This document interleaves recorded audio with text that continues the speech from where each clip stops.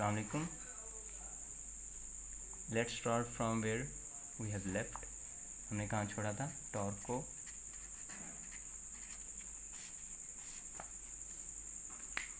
हमने यहाँ तक ख़त्म किया था लास्ट टॉपिक कि torque is equal to I alpha and torque depends on angular acceleration which depends on omega which further depends on rotation.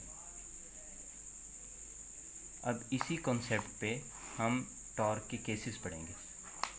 सबसे पहला केस है कि एक बॉडी है वो रोटेट कर रही है, ये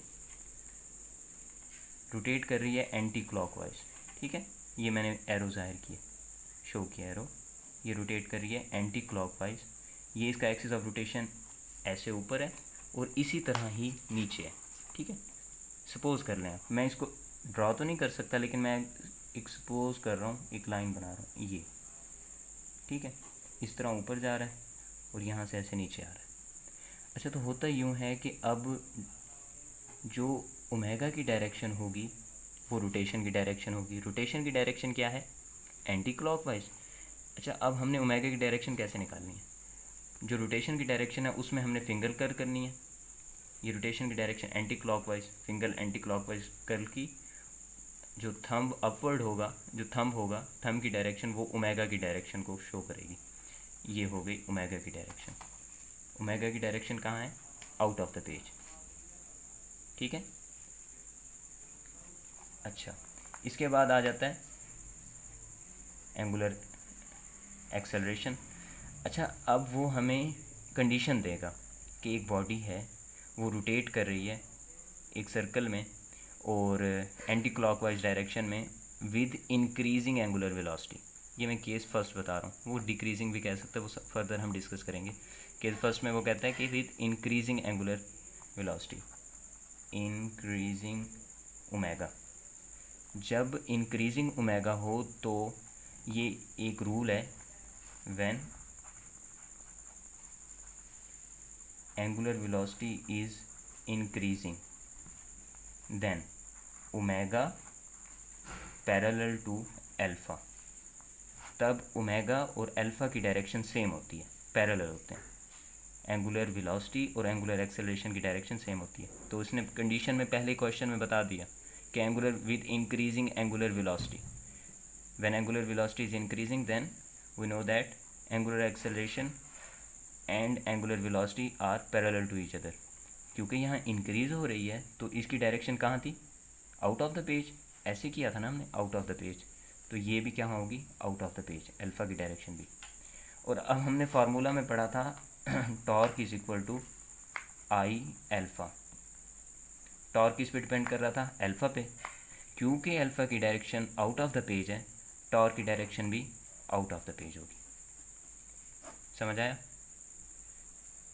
आपको भी? अच्छा, अगला केस पढ़ते हैं हम, केस सेकंड। इसके अंदर हम कंडीशन पहले बता देते हैं कि रोटेशन पहले की तरह एंटी क्लॉकवाइज,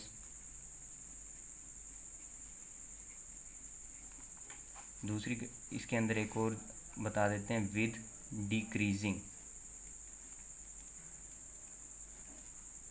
एंगुलर वेलोसिटी। अब हम इसको ड्रॉ करते हैं। पहले की तरह कहाँ पे है? एंटी क्लॉकवाइज डायरेक्शन में, और ये इसका एक्सिस ऑफ रोटेशन है। अब हम दोबारा राइट हैंड रूल लगाते हैं। फिंगर्स को कर्ल किया हमने रोटेशन की डायरेक्शन में, तो हमें क्या पता चलेगा? ओमेगा, जो कि आउट ऑफ द पेज है, जिसको हम यहाँ शो कर रहे हैं। लेकिन अब यहाँ हम दूसरी चीज़ पढ़ेंगे। जब एंगुलर वेलोसिटी डिक्रीजिंग हो तब रूल पढ़ लें, when angular velocity is decreasing then, तब हमेशा याद रखें कि एंगुलर वेलोसिटी और एंगुलर एक्सेलरेशन एंटी पैरेलल होते हैं।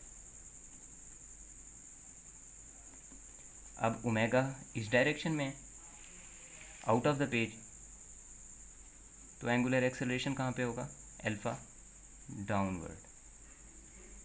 इनटू द पेज इस तरह से नीचे की तरफ, ठीक है। अच्छा, तो हमने क्या पढ़ा था, tau is equal to I alpha. अब क्योंकि अल्फ़ा की डायरेक्शन डाउनवर्ड है, डाउनवर्ड नहीं इनटू द पेज है, तो टॉ की डायरेक्शन भी कहाँ होगी, इनटू द पेज। इन क्वेश्चंस के अंदर वो हमें ये कंडीशंस दे के कहेगा कि टॉर्क इनटू द पेज है, आउट ऑफ द पेज है, डाउनवर्ड है, अपवर्ड है, राइटवर्ड है, लेफ्टवर्ड है, तो हमें ये कंडीशंस लगा के देखना पड़ेगा, विच इज़ क्वाइट ईजी।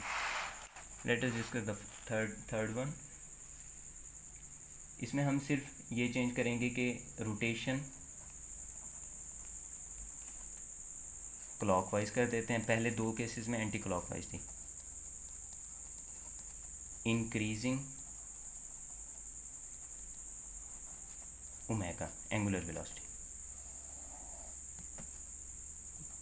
अब इस तरफ मूव कर रहा है ना, क्लॉकवाइज डायरेक्शन, ये क्लॉकवाइज डायरेक्शन आती है, ये हो गया एक्सिस ऑफ रोटेशन। अब इसको हम मूव करा रहे हैं, फिंगर को कर्ल किया हमने क्लॉकवाइज डायरेक्शन में, थंब कहाँ है, इनटू द पेज जा रहा है थंब, तो ये हमने इनटू द पेज को ये जाहिर किया हुआ है, ये तो यहाँ पर क्या हमें आ गया, ओमेगा। इंक्रीजिंग है एंगुलर वेलोसिटी, तो क्या रूल पढ़ा था हमने, जब एंगुलर वेलोसिटी इंक्रीज़ हो रही हो तो एंगुलर एक्सेलरेशन और एंगुलर वेलोसिटी एक दूसरे के पैरेलल होते हैं, तो एंगुलर एक्सेलरेशन की भी डाउनवर्ड आ गई। अच्छा, और हमने क्या पढ़ा था कि एंगुलर एक्सेलरेशन की जो डायरेक्शन होती है वही टॉर्क की डायरेक्शन होती है, ये टॉर्क की direction. Clear? Let us discuss the fourth one. यहाँ पर हम देखते हैं रोटेशन पहले की तरह क्लॉकवाइज ही रखी, लेकिन हमने यहाँ डिक्रीजिंग एंगुलर वेलोसिटी देखनी है। ड्रॉ करते हैं, ये हमारे पास एक्सिस ऑफ रोटेशन है, ये रोटेशन है, राइट हैंड रूल लगाएंगे, थंब डाउनवर्ड है, थंब इनटू द पेज है, जो कि शो कर रहा है कि ओमेगा इस तरफ होगा। हमने पढ़ा था कि जब ओमेगा डिक्रीज़ हो रहा हो तो डायरेक्शन पे क्या फ़र्क पड़ता है एंगुलर एक्सेलरेशन की, वो एक दूसरे के क्या होते हैं, anti parallel. Alpha and omega are anti parallel. Omega इस तरफ है तो इसका एंटी पैरेलल किस तरफ होगा, इस तरफ, और जो अल्फ़ा की डायरेक्शन होती है वही किसकी डायरेक्शन होती है, टॉर्क की। This one the fourth case. Clear?